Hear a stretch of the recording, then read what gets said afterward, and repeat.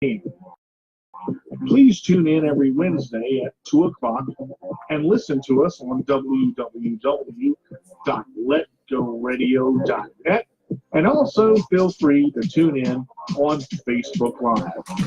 We're looking forward to seeing you there. All right, everybody, welcome to the Sports Minion Radio Show. I'm your host, BJ Carter. Got my brother with me in the passenger seat over here. He's not on camera, but he's going to chime in just like he did last week. And you know how last week went. Everybody was on and everybody had a good time. All right, so we got a lot to cover today, and I want to get in here quick. But before we get right into our sports stories, I actually got emailed. Want to welcome all those of you who are joining. Elizabeth, thank you for joining. We're live on Let Go Radio, and Curtis, thank you for joining. I'm glad you guys were able to make it today. Got my brother Chuck on the show, so we're happy to have him with us. Hola. Yep, we're going to get into it. I actually got some interesting emails from a couple of friends that were asking me about karate tournaments coming up this year, and I was surprised that I got actually 4 really good questions in the sense of, in a karate tournament, when I'm sparring, the point system is different for legs and arms. For a punch, it's 1 point. For a kick, it's 2 points. Since I don't use my legs in a karate tournament, he gets 8 points for a kick. that's when I take it off and start waving it around. Do they make rule exceptions to where the other person doesn't use their legs, or do they, on a combo, do I get a special awarded point? Unfortunately, no. The rules are the same. It takes a little bit longer for me to win a match because it's based on, the point system, which is normal. So the point system does not change. 2 points for a kick, 1 point for a punch, 7 points for a black belt match, all the way through. That doesn't change regardless if, where you are or what tournament you're in. The other question I got was, in karate tournaments, are there wheelchair divisions, which, where people go head to head in the chair? There are. Chuck and I were talking about this earlier. With the wheelchair divisions, they are usually in the same type of chair, manual with manual, where you push with your arms, or power versus power, which is, controller to controller there. So that, yeah. And there is some crunching in there, I can tell you. I've been in a lot of tournaments, and it's a lot of fun. I'm getting ready I'm training this year for quite a few, and so I'm looking at 6 tournaments this year. But we're ready to roll with it. See what I did there? That was good. But it's going to be a lot of fun. I've got the Battle of the 7 Cities coming up, old school classic. I don't want my brother to fall asleep, but that's okay. All right, so we're gonna kick into it now, and basically we're gonna start this week with WWE, since as bad as I don't want to. we didn't get a chance to start with it last week because we had like 58 minutes and 22 seconds. Because I got a bone to pick with a couple of you people in here. Want to start out with Ronda Rousey and Natalya and Sasha Banks and Bayley. There was again Gate.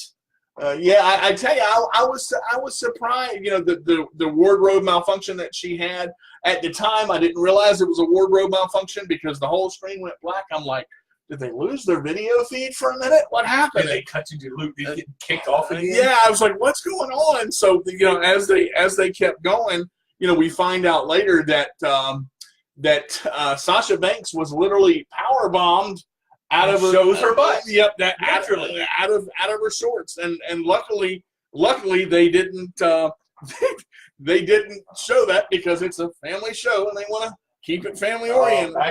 Back in the early 2000s and 90s, that would have been top story. That would have been you'd have heard the king. Puppies! Yeah, that's what it would have been. He would have been all excited. And I tell you, the fans got money's worth for their tickets they paid for, I guess. But the moon came out. But in looking at, there were a couple of matches on Raw that I was really happy with, and of course, we'll get into this. But every time that Ronda Rousey gets in the ring, we talk about it. Coming from from UFC, from MMA. She's done so much, undefeated for so long.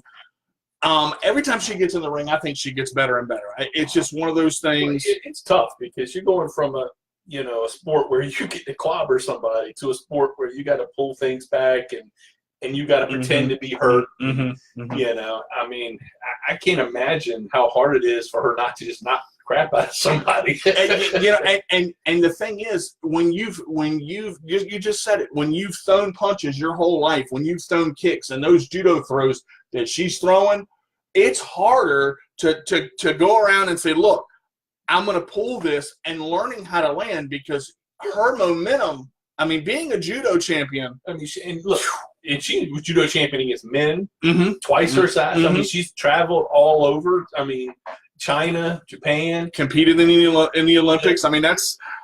So, I mean, there's a video online of her. She fights one after the other, three of the best judo black belts in the world. And she literally clobbers them. Yeah, Curtis, pulling things back sounds painful, but we're not going to go there. I'm just going to leave that one alone. But honestly, I think the hardest part for her right now is the promos. And she's getting a lot of help from the writers. But I think she's so emotional, it's hard for her to pull back even in promos, because when she gets in that mode, she can wrestle, but you hit her wrong or you do a move wrong, she's going to come after you. I really think, she's got that killer instinct for, you have to have in competitions. And wrestling is, yes, it's decided, but it's not fake. And a lot of people don't realize just how real it is. Look at Daniel Bryan. We don't want to say it's real, because if you really hit somebody like these, there would be a 2-second match. Okay, let me put it this way: real enough. All right, it is physical. It is painful. It is a lot of things. Real, no. It's real to me. But I look at, we talked about a little bit about it last week. The women have just taken over. The women are the only thing to keeping WWE active. I'm the only maybe reason now the 205 invasion, but I mean, I watched wrestling through the 80s, through the 90s, through the 2000s, and then I give up. Because, yes, I know it's a story. Yes, I know it's a soap opera, which is all fine. But there are nobody. When you have to start bringing in your Stings, your Undertakers at 50, 60-year-olds to try to keep your men's division relevant, then there's something wrong. Well, and the only thing to that, going in, as we said, the women are keeping it afloat, so to speak. In the last 2 months, or I would say the last 30 days, and just so you guys know, Chuck is back on the show today. I got a couple of questions. Who's the guest today? But Chuck is back in. It's me. So thank you, Elizabeth, for asking questions with us. But I think to have someone to carry, when you've got there are no Hogans now. Like you said, there are no Ultimate Warriors, rest in peace. But they're Stone Cold, Kurt Angle, The Rock.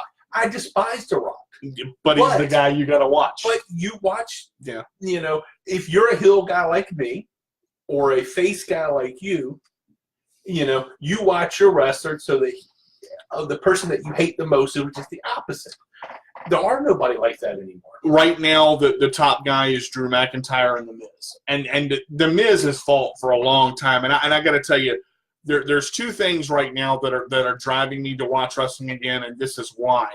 When Shane and Stephanie and Vince and Triple H took it over to where they took Baron Corbin out of power, which was one of the smartest things they could have done. I mean, that was as bad as Kane. Yeah.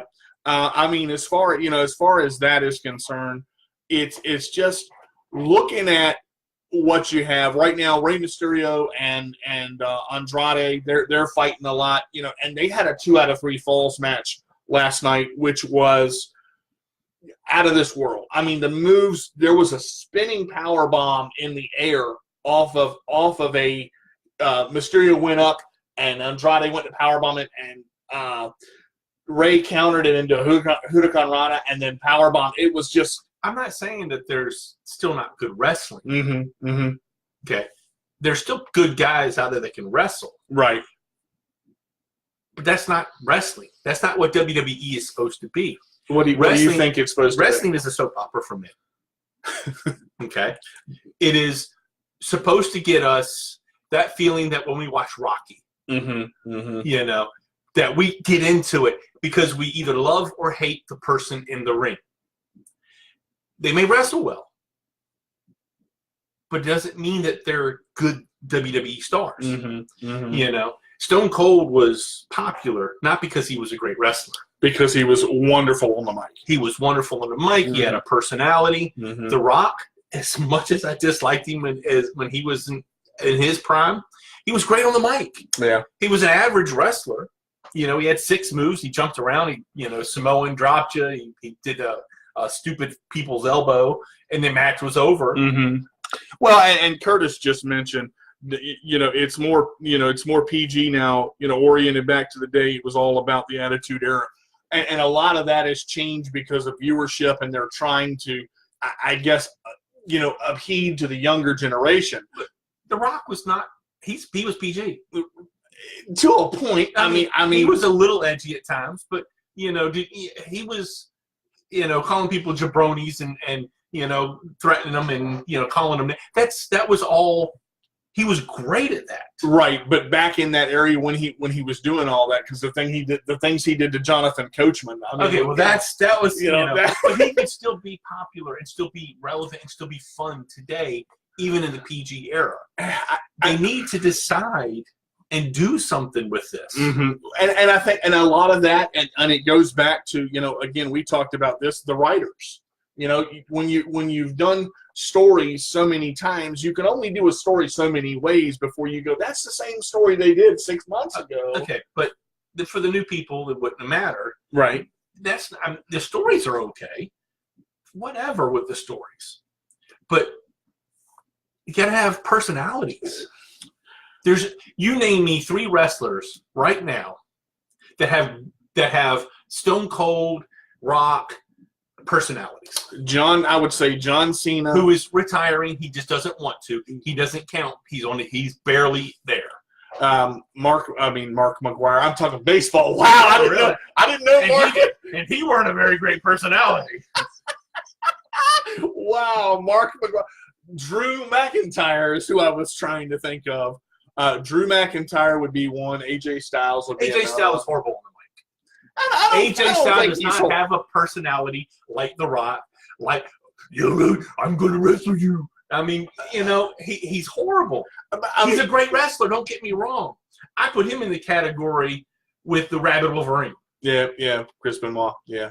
Wrestles great, but not so great on the mic.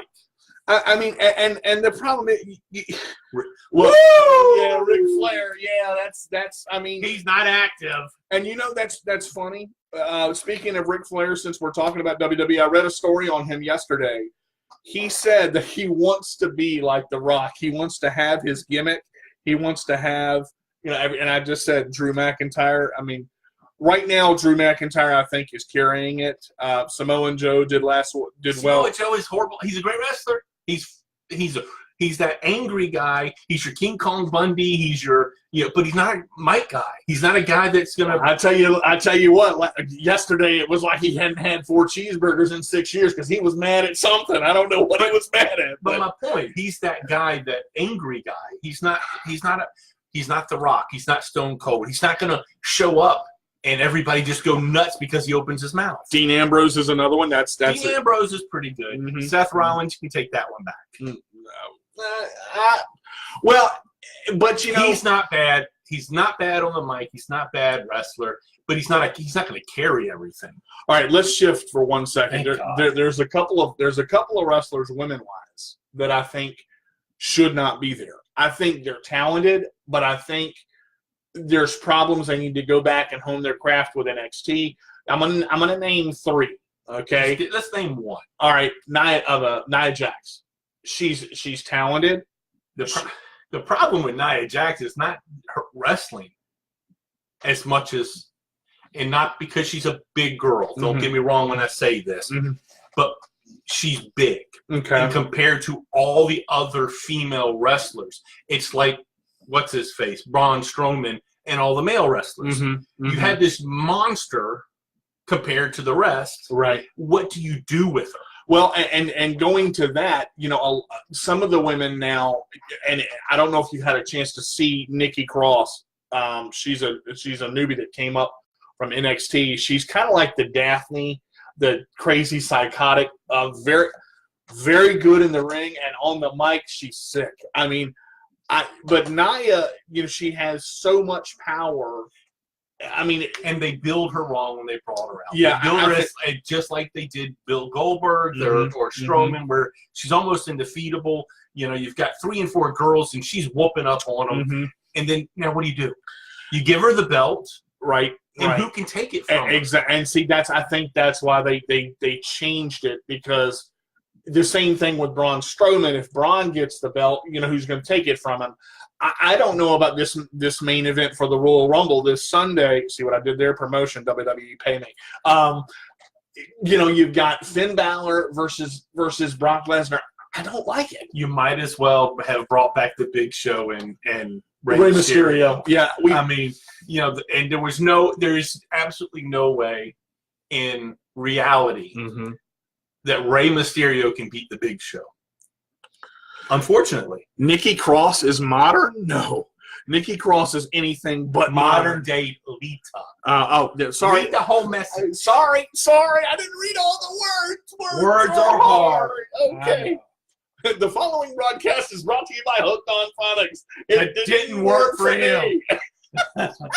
All right, so let's get into our top story in football right now. Kind of excited about this one. We were taking a look at it.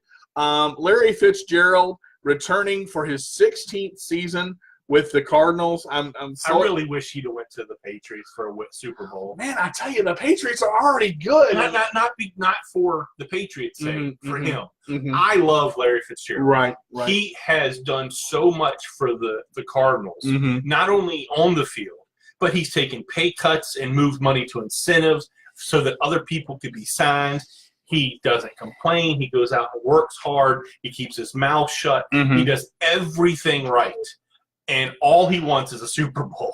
Let me read what Larry said. This is so cool. A fire burned inside of me my rookie year. Desire over all else to be great.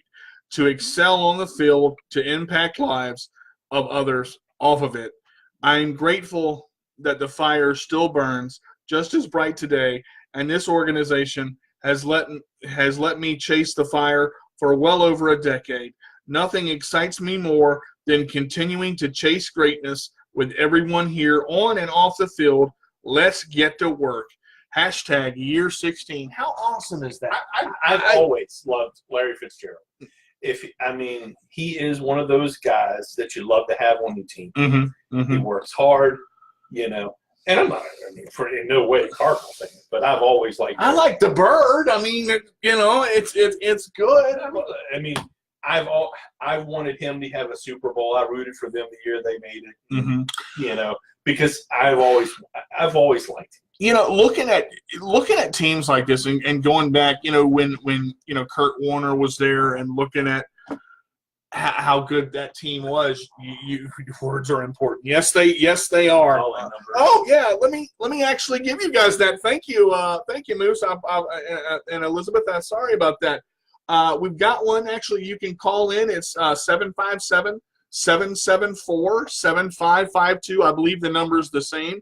I'll get clarification from my engineer here to type in if it's not, but we can put the actual number in Facebook if it's any different, but I don't think that's changed. Just, you guys can call in and chime in on any questions that you have. Thank you for. You can just call and tell me how awesome I am. Okay, now, all right, yep. Yeah, well, I'm gonna have to strap him down to the chair over here. But now that the Warners are gone, and looking at Fitzgerald, he's older. can he still? You think he's going to perform as well? Yeah, I mean, he's slower, and he knows it. Mm-hmm. He's not going to beat anybody down the field, Mm-hmm. but he's moved to more of an older Jerry Rice, Tim Brown, Right. or a older Art Monk job. But he's open. Mm-hmm. You can find him open most games. I mean, does his role change? Does he become more of a slot? His role changed when he hit 30. Mm-hmm. He went to more of a slot, more of a shorter route guy, because he just doesn't have the speed to beat anybody. Okay, I'm gonna put this number in the comments here real quick as we. I mean, and just so is he more of a slot receiver now? Yeah, of course, he's got to be. I mean, he's not your outside guy. I mean, he can still play the outside every once in a while. Mm-hmm. He's not going to draw the double teams he used to. In his prime, you always double teamed him because he was going to get open. I mean, but that's like your Terrell Owens. Now, Terrell Owens, even in his 30s, he was an outside. He could get open. I mean, and talking about it, he still wants to play. I mean, nobody wants him. Because of the drama? Because of the drama. If they wanted drama, they would have got Bryant. And that Cleveland had the opportunity to get him, but we talked about. Well, they made him an offer, but it weren't anywhere near what he thought he right. should get. And see, here's the whole thing, and one of the conversations that you and I had before we get into our next story. It's either when you're looking for the money deal, it's either take long term and be set for a while, or take the short you're term. Talking about what's his face from the Falcons? Yeah, yeah. Good Lord, now can you his name? Julio Jones. Julio Jones. My problem with Julio Jones, the receiver, deserves a good contract, but he chose 3 years ago to take a long-term deal. Right. He wanted the security of a long-term deal. Exactly. Now that deal he took, which was a long-term deal because he wanted the security, is out of date. So he's got 3 years left, and now he thinks he should renegotiate and get a better deal. Right. My thing is, if you want the short-term deal for a lot of money, or you want a long-term deal. Okay. The short-term deal means that, hey, you get hurt, you may not be able to get another contract. Right. The long-term deal means you have money for 6 years. All right, so let's go ahead and throw this out there because we talked about it a little bit last week. Julio doesn't cause as much trouble off the field. Julio is great. He doesn't cause any trouble. He's a great receiver, except he let Terrell Owens get in his head. And he works out with T.O. and T.O. and him are buddies, and T.O. got in his head, and you need to renegotiate. You're not making you've got wide receivers that are less than you making more money. Well, I mean, and this has become a money game. No doubt about it. It's been a money game. It's been a money game for years. Yeah. I mean, but since the free agents. Look at – all right, let's look at this. The person that causes the trouble, the person that causes the trauma, Antonio Brown. Look at – is he – he's not going to be with the Steelers next year. It doesn't look like. It doesn't look like they're going to re-sign him, and I don't think they should. Does he get re-signed? And if so, who takes it? He will, just like Terrell Owens did when he left the 49ers. He'll go to another team, and he'll go there for a couple of years, and he'll go to another team for a couple of years. Then he'll maybe, if he's still relevant, go to another team for a couple of years. Right. These guys that are real drama based, just they bounce around because no one wants to deal with them for that long. Well, and looking at it, I wanna go. And say, yeah, I want Antonio Brown to be signed. But I mean, do you want the whole thing where it just becomes, are you going to sign me or not? And what it is about is the money. I mean, I don't know. I mean, some guys want money. Some guys want the Super Bowl. Some guys want to be on a team. It's whatever the guys want. But that's not the problem.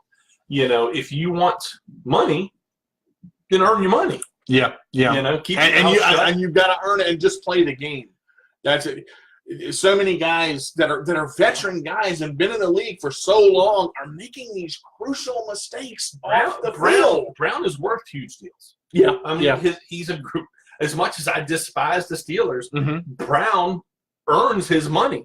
His problem is he can't keep his mouth shut, and he causes problems. Is he the best receiver in the league? At what he does. Meaning what? I mean, he's the best receiver for the style he is. Julio Jones is probably the best receiver for what he does. I mean, they're two completely different receivers. You can't just throw any ball up and expect Antonio Brown to jump up over a tall corner and get it. But you can do that for Julio Jones. But he can, but he doesn't excel at the Julio jumping Yeah, he excels at if he can jump higher than the cornerback to his size.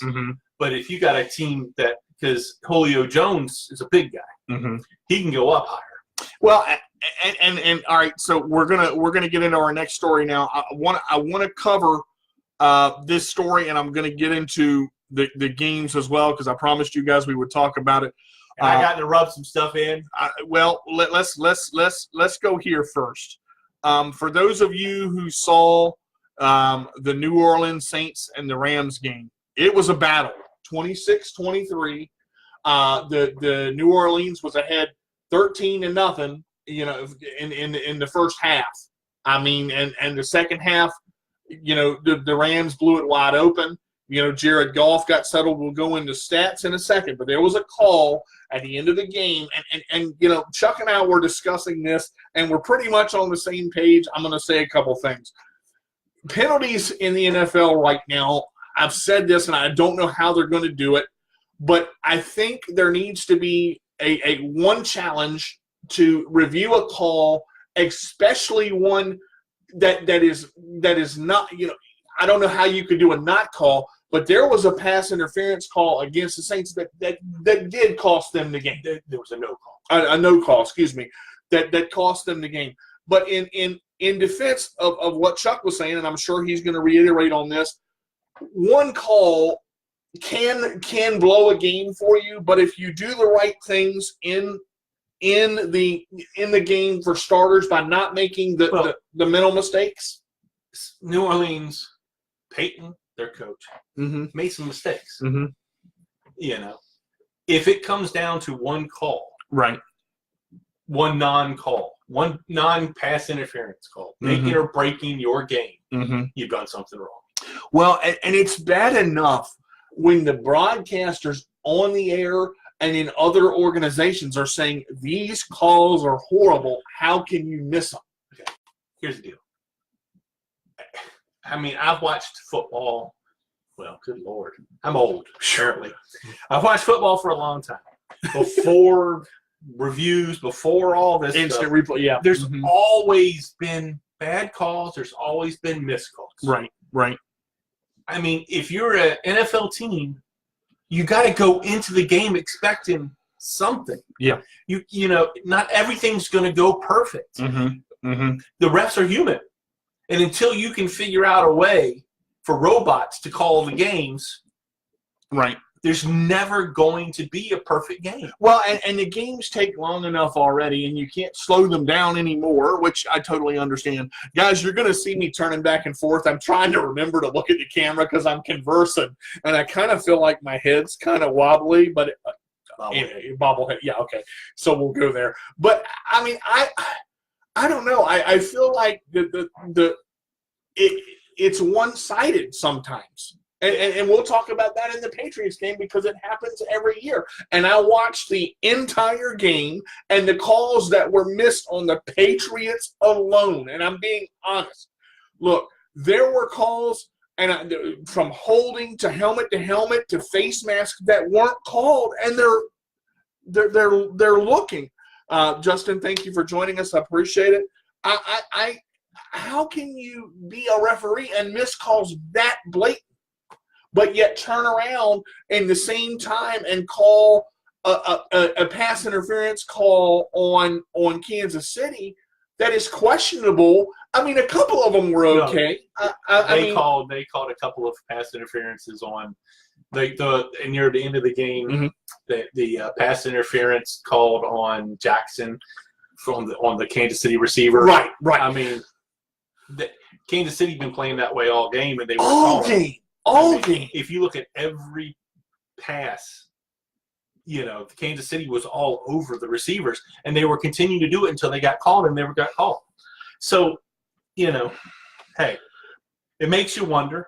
Elizabeth, if you'll comment a little bit more, you got a comment here. What about the green laser controversy? Oh, that's the laser. A laser pointed Brady. Oh, yeah, okay. Whoo.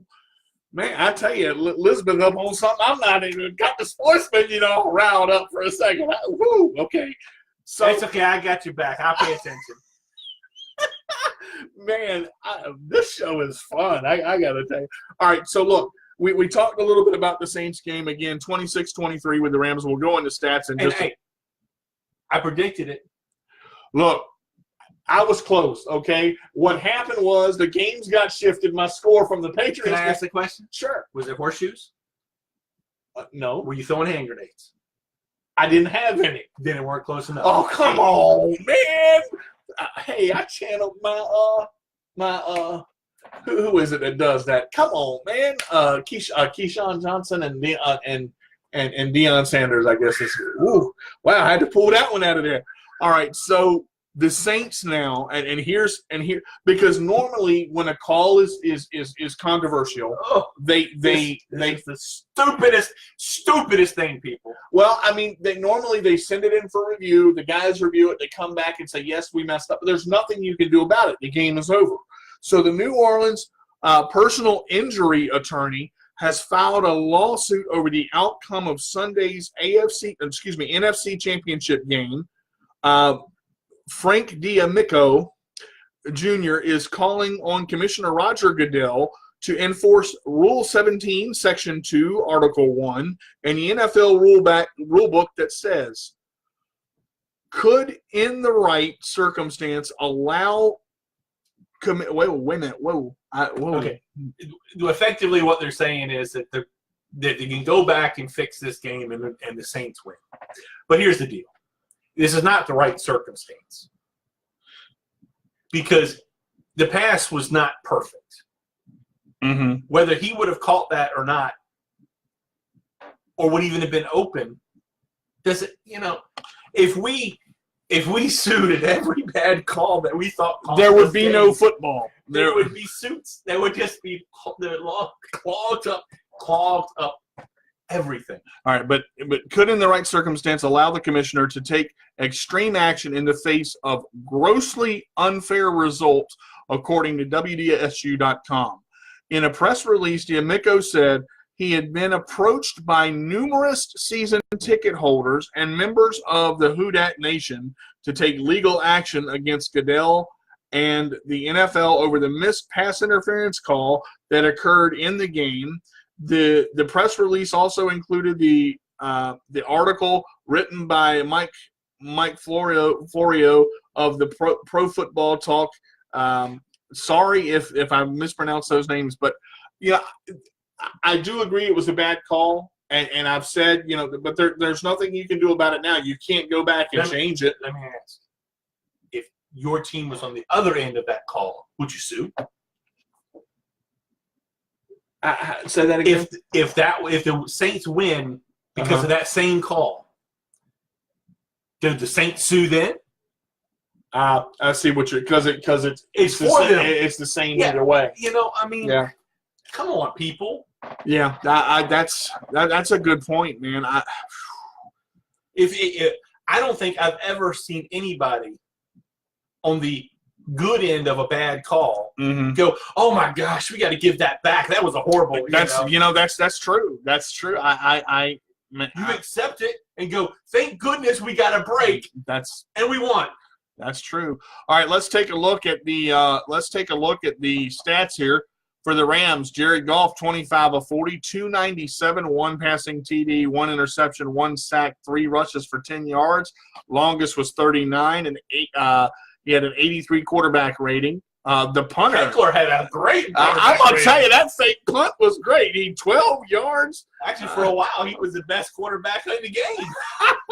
116.7. Way to go, punter. For real. All right. Robert Eckler did play quarterback when he was in college. Yeah, I actually didn't he didn't he? I don't know if he No, started. he came in as a punter, but Okay. he was a backup quarterback in college, and he was a starter in high school.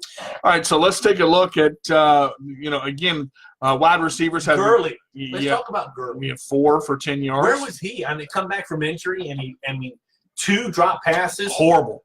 One of them cost an interception.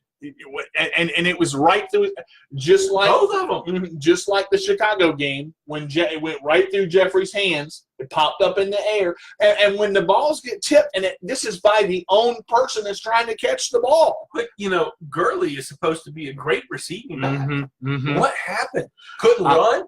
Couldn't catch. I don't know. Maybe is he upset that Anderson did great? Let's go there for a second. As I think he was called the bowling ball with butcher knives. The bowling ball with butcher knives. I don't think Tony Gonzalez could have said it better. I've never heard that, and nor am I going to try it because my mama told me not to play with sharp stuff. But anyway, I don't know. He's special. I am very special. But C.J. Anderson, 16 carries, 44 yards, 2.8, almost 3 yards a rush. He is a beast, and he's so hard to bring down after that first initial contact. I mean, I don't know why Denver didn't keep him. He had a 1,200-yard year, and then Denver says, "Oh, never mind, we don't want you anymore." Yeah. And then he bounced around from a couple of teams because they already had running backs, and he was just there as but I just don't understand. And here's the thing. Let's look at the receivers. Shields, 1 for 12. Excuse me, that was cornerback. Robert Woods, 6 for 33. Tyler, of course. And here it is. The Saints let him go. Well, you can't stop Cooks. 7 for 107. I mean, goodness gracious. And here, Reynolds, 4 for 74. I mean, that's goodness gracious. But all right, let's roll down here a little bit. Let's get a little bit of Drew Brees, 26 of 40, 249, 2 passing touchdowns. Here's where it hurt him: an interception, 2 sacks, 2 rushes for -2 yards. And what killed the Saints, and what supposedly they're the best at, is their run game. I mean, the Rams did great. Yeah. Get back to your comment. Let me switch back over here. I'm trying to go through and analyze this. I know the Rams won it. It really is tough to go through that. But let's get to a couple of the other ones here while we've. Oh, we're going to talk about the Patriots now. How they're over and how they're done. And Brady stinks, and is that what we're talking about? Well, that's you pretty much covered it. I mean, I guess, but somehow they accidentally fell into the Super Bowl again. And now here's my thing, and watching New England, when we said it last week, when Brady is in the game, they're never out. And the broadcasters kept saying, when Mahomes is in the game, they're never out. And Kansas City is a good team. I'm not disputing Kansas City, but it came down to overtime. I mean, the running game, Sonny Michel was incredible. I mean, incredible. You got Tom Brady. I mean, he did it 30 of 46, 348 average for Tom Brady of passing touchdowns. 2 interceptions. That scared me. One was a tip, and one went through. Went through the hands and went right, similar to the other one, and the other one was a play that overthrown. And the receiver didn't run the right route. No, that was in the end zone, and they called a action play. And Brady can't see the middle linebacker if he pulls back and jumps up. Yeah, the goal was to just throw it over, and he was supposed to be open, but the middle linebacker pulled back and jumps up all of a sudden, and you don't know he's there. Well, the thing that jumps out to me for the whole thing, we talked about it, and let me rephrase that. You talked about it because you said to me, they're going to run the ball. They're going to run the ball. They're going to run the ball, and they're going to pass the ball a little bit. But I said when the game started, if they can get a drive for 7 or 8 minutes in 2 quarters, they're going to have the game. And three of their drives. Thank you very much. I appreciate that. 3 of their drives were 7 minutes or more. Oh, especially in the first half. I mean, and Sony Michel needs a contract extension. I don't know. Oh, he'll see. Here's the thing. He'll play for the Patriots until he wants too much money, and then he won't. I mean, everybody knows that if you are a person who wants championships and you want to stay with a winning team, then don't expect a lot of money. Miss Winnie said we're great. Look at that. I'll tell you what. I knew I was great. But at least you now know maybe you are. We're getting propped up in here, man. I'm getting all emotional. Okay, I'm fine.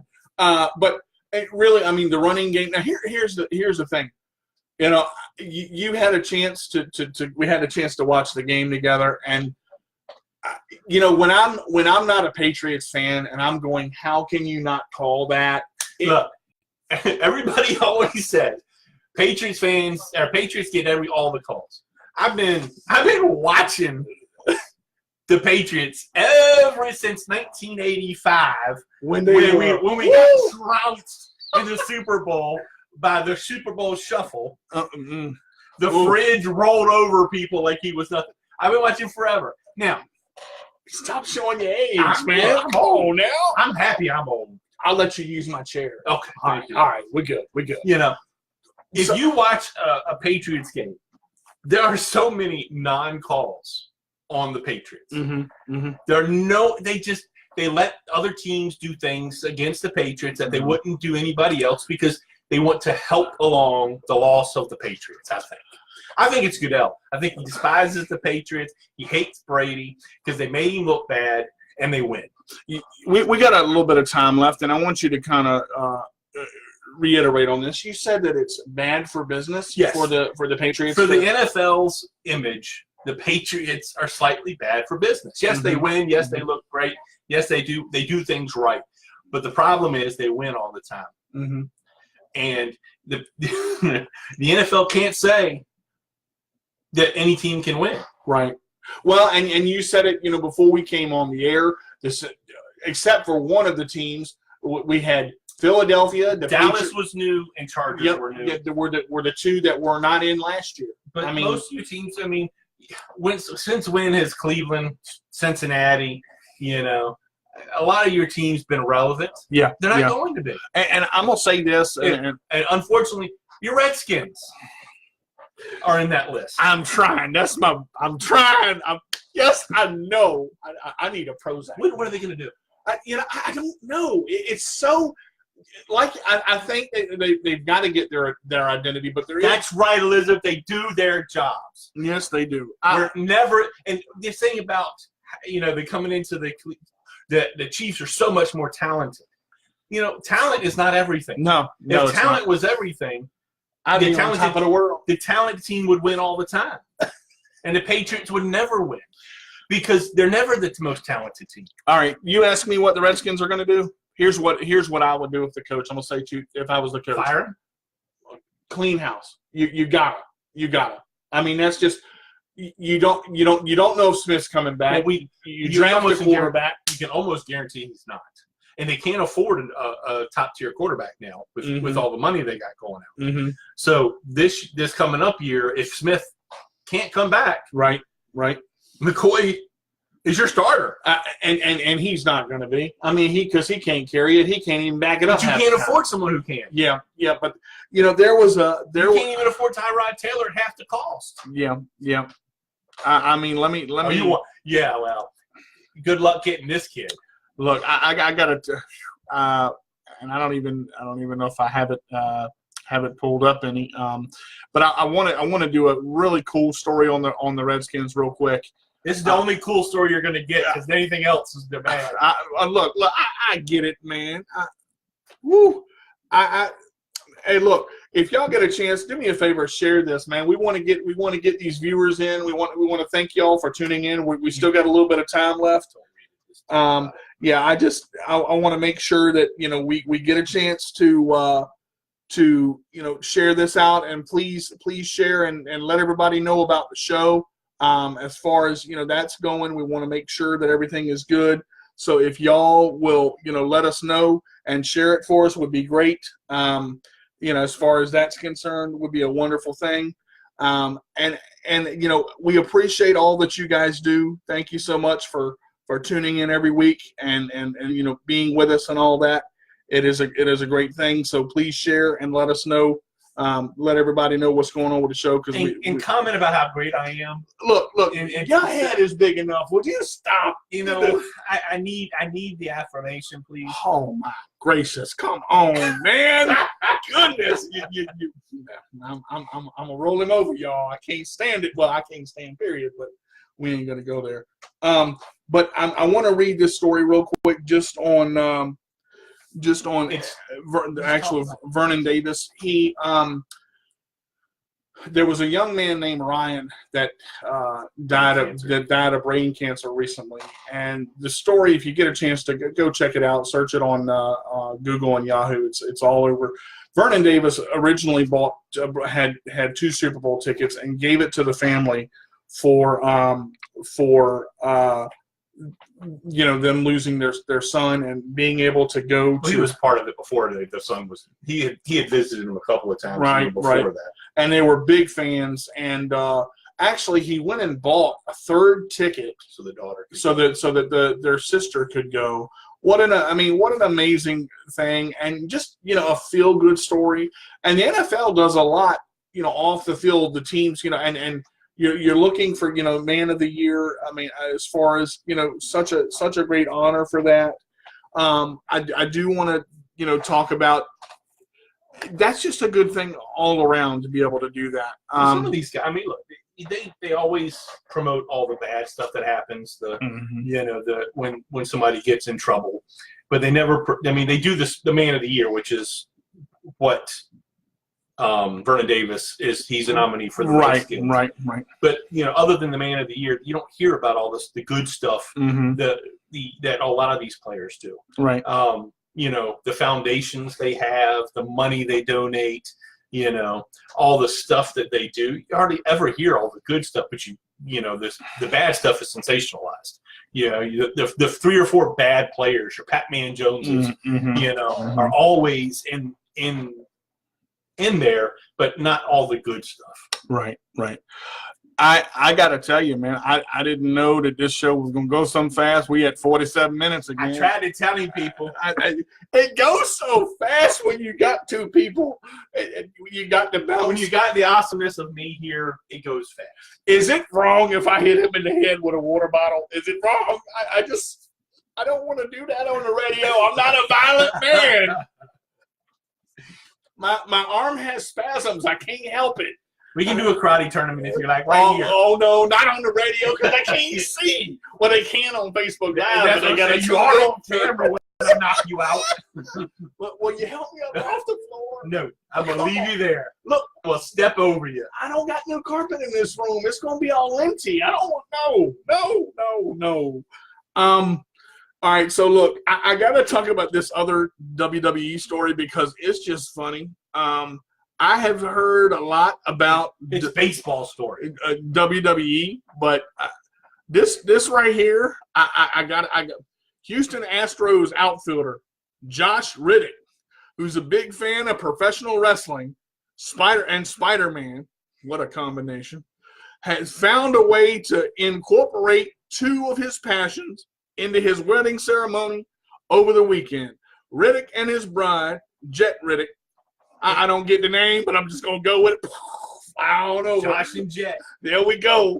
Entered the reception to WWE superstars Bobby Roode's music. Now, glorious! Y'all got to understand. You have to watch this if you haven't seen it. It is the funniest video I have seen in a long time because you got 2 people coming down the aisle and downstairs in Ric Flair robes and tag team titles. Now, at the end of the video, the wife, or I guess she was the wife. I guess they went through with the whole wedding. She looked at him Like, how in the world Did you convince me? to do this? I don't, because the look she gave him was, when we get home, I'm gonna hit you with a frying pan. I feel like an idiot. You cannot expect. Turn off the camera. I'm not. I mean, it was cool if you're the one that's the fan, but I don't think she was quite the fan he is. All right, so we're gonna go with this. We got 10 minutes left, and in the last 10 minutes, I'm gonna talk about it. We're gonna talk about it a little bit. Again, the Patriots were great. You know, they Patriots, who was it that picked the Chiefs? that was I believe. Which one of you guys picked the Chiefs last week? I think that was Ryan. He's not on. Oh, of course he wouldn't be on because yeah. That was Ryan. I told him last week he was going to have to eat crow. You know that don't taste too good. No, it does not. And just so everybody's clear, I picked the Rams and the Patriots for the Super Bowl. Yes, you were right both times. Let me say it again. You were right both times. Thank you. Let me say it again. One more time. Right both times. There you go. But when it started out, my brother was sitting on the couch like this. Yep. I guess this wasn't that bad. I told you it was going to be a close game. Well, you were convulsing. I was convulsing. I was having a heart attack because Brady was over. You had toilet tissue and everything. It was horrible. I was prepared. No, I'm talking about the Saints and Rams, man. It was 13-0. You were like, oh, yeah, I guess this is going to be a Saints game. I'm like, well, hey, it looked like it might have been at the time. Y'all stop laughing at us, man. We can't help the way we are. Goodness gracious. All right.